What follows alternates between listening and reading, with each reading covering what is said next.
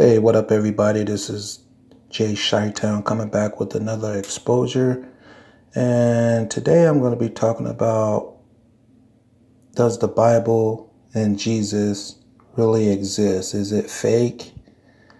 Is it a fabrication? Is Jesus the Son of God? Is the Bible real? I'm bringing this up because it's becoming more popular that Jesus was not the Son of God, and the Bible is not real. If you can believe that. I find that hard to believe.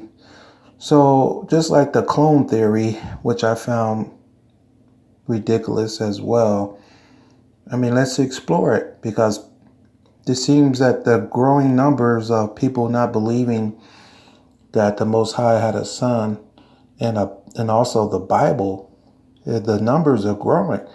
So let's take some time and try to explore some of the concerns here. Let's first start off. Say if there's a room of 1,000 people in the room, and the question is asked, by a show of hands, how many believe that Jesus existed, the Son of God? And no one raises their hand. But when you ask, by a show of hand, raise your hand if you believe that Satan exists, that he's alive, and everybody raised their hand. So what Satan has done is he has flipped it. Remember, it used to be out there that nobody believed in Satan. Satan loved it when people don't believe that he existed.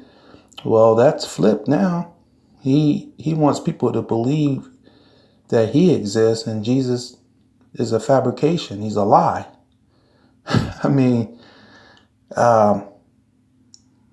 find that very disturbing that people can believe that Satan exists, but when you try to tell them that there was a redeemer, they don't want to hear it. But yet they welcome the promotion of Satan and all the things that he's done. All right, so how do you even know Satan? That's his name, the devil. Satan the devil. Where do you get that name? I know where you got it from. You got it from the Bible. But you're saying you don't believe in the Bible. And then you also believe that the devil, Satan the devil, had free will, and he chose to go against the Most High. How do you know that? If you don't believe in the Bible, where are you getting your sources? So when you're coming across people that are trying to contradict truth, then you really have to start using logic, because I'm not even going to open up the scriptures, because if you don't believe in the Bible, I can't even reference any scriptures. So let's go on logic.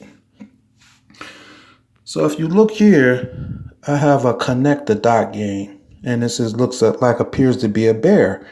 And when you play connect the dot, you start at the number 1, and then you end it at the last number. Well, number 1 is highlighted in red, right above the eyes. Okay, you cannot complete this picture if you take any number out, including number 1, 5, 6, 7. If you take any number out, it's not going to be a completed picture. Same thing with this picture here. Connecting the dots is very important when you're trying to prove the authenticity of the Bible and the Son of God. All right. So those who say that Jesus does not exist, you believe Satan exists. Okay. Do you know who Satan is? You're saying, I've even heard people say that the Most High did not have a son. Well, did you know Satan was his son?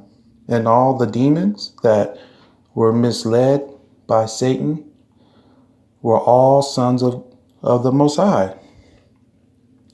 It says, when the morning stars sang together, all the sons of God shouted for joy. Now there was a day when the sons of God came to present themselves before the Lord, and Satan also came among them. So I'm using these scriptural references because you believe in Satan. So I think it's fair enough for me to pinpoint scriptures in the Bible that indicate that the Most High had sons. Okay, so that's been established. He has sons, and you believe Satan is one of them, right? Why not believe that there was other sons of God that were righteous? Who were the righteous ones, and why would he not mention them? Okay, now let's go back to Adam and Eve. There's been mention that that was a fabricated story. All right, so the Most High, we all would agree that we've been created by the Most High, by God, the Most High, the Creator, the Alpha, the Omega. So he created us. Do you think that he would create us imperfectly or perfect? So the question is, and remember connecting the dots, how did we become imperfect? Who broke the chain link of perfection? If you don't believe it was Adam and Eve sin, then how did we become imperfect, y'all? Okay, so show me some kind of, you don't believe in the Bible, so show me some kind of doctrine, documentation of how we became imperfect. Okay, so there's a link that's broken on the truth. You're saying that Adam and Eve was a fabrication. So how did we become imperfect? All right. So somehow we became imperfect. Somebody sinned. Okay. Well, you might say, well, Satan sinned. Well, Satan was a spirit. He was not of the flesh. We did not inherit our sin from Satan. It would have had to be perfect humans on earth that sinned. Okay, so you don't want to believe Adam and Eve sinned. Okay, I'm not going to argue that. Then who sinned? And would the Most High not correct it? What would he do to correct this issue? Because now, not only did Satan go against the Most High, but he was able to convince the third of the heavens of angels to go against the Most High. So the Most High has to prove that he's not a liar, that it's Satan, the one that started the lie. He's the originator. Okay? Then you're asking, well, the Most High knew Adam and Eve or those humans were going to go against, that they were going to sin. Well, he gave them free will. So when he created man not knowing that they were going to sin, because he gave you free will to choose in the hopes that you would not choose to do what's bad. And the reason why he gave us free will so that we won't be like robots, choosing only to do what the Most High wants. He wants you to have that knowledge of, or have that opportunity to make a choice. But he knew that because you're not incorruptible like the Creator, that if you knew what bad was, then you would be corrupted. All right. So I don't want to get too much off track as far as that is the reason why man is imperfect now, because someone in the flesh went against the Most High. And so we inherited their sin. All right. So this is going to be a quick video, because now you have to ask yourself, if you don't believe in Jesus and the Bible, then you're saying you don't believe in the Most High, because the Most High is not going to be incomplete. Remember to connect the dots. It has to be completed. And he won't just leave us hanging without any instructions, without any word. And that is the Bible. So again, I did a video before. Show me documentations or another source from the Most High where he has a plan. You think he's just going to leave us hanging? So it's just us. This is another scripture where it shows that he had sons of, that he created, and Satan and a third of the angels went against him. So why is it hard to believe that he would provide a redeemer? His first creation of his sons was Jesus, the Messiah. And the reason why the Bible speaks in parables is because Satan was an adversary of the Most High. And he put it out there in the Bible that, hey, look, I'm going to have a redeemer. His name is going to be Jesus, and he's going to be born on this day. There's the location. Satan would have an opportunity to dwarf his plan. So he cut them off spiritually from a lot of the things that he prophesied or revealed. And he spoke in parables, but he only gave the enlightenment to those righteous ones. So if you were not righteous, you were satanic, then you would not have the opportunity to understand the things in parables that the Most High was communicating. Okay? So, for example, people that are truth speakers, including myself, we don't reveal our pictures. I mean, I don't have a problem showing my face, but it's just a measure of protection because people out here can take your picture and your message.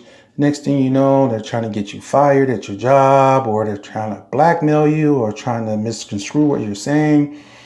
So there was a level of protection that the Most High provided for Jesus and any followers of the truth to speak in parables, and then that he would reveal the truth in due time to those who are righteous. You don't think that Satan would read the Bible to find out what the Most High plan is? So if you got Facebook and you're a truth speaker, how are you going to say, well, why is he speaking in parables? You know, why is he doing that? He wouldn't do that. Well, why not? I mean, you do things, you don't reveal your real name on Facebook, do you? Or on YouTube?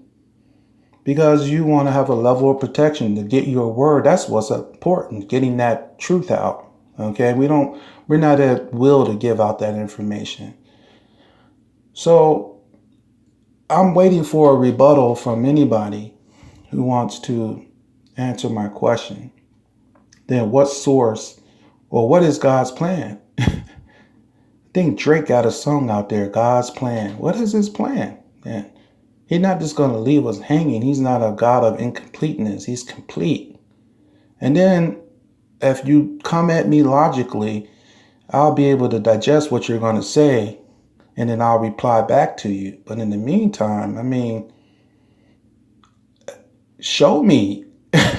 Show me proof that Jesus didn't walk on water, or he didn't perform miracles of hope. Satan don't want you to, he wants to take that credit away from the Most High, that he doesn't have a plan. He ruined us. He ruined mankind. He doesn't know how to create. Everything was a disaster. That's what he wants us to believe. And that he doesn't have a plan. Okay? So don't listen to these fabrications that the Bible is not real and that he didn't have a son that provides hope and sacrifice his life for us. When I say sacrifice, he gave up his heavenly position. He sacrificed his life in that aspect. Came down, and he knew that before going back to heaven, he would have to die because this is Satan's world. Satan was going to kill him. So he knew that. He was raised in 3 days. He proved that he remained faithful under Satan's temptations all the way to death. So he had the right to be resurrected back because he's a king in heaven. He did what he accomplished, what he was going to do, and he gave up his life. And he was resurrected to go back into heaven and become king. The Most High has the power to resurrect a dead tree. Why would he not resurrect his son to give us hope? Read the Bible from Genesis to Revelation to understand it. There's a lot of good points out there that people are making, but do your research.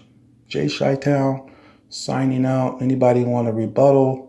I'm open, and I do have time to get back with you. Have a good evening.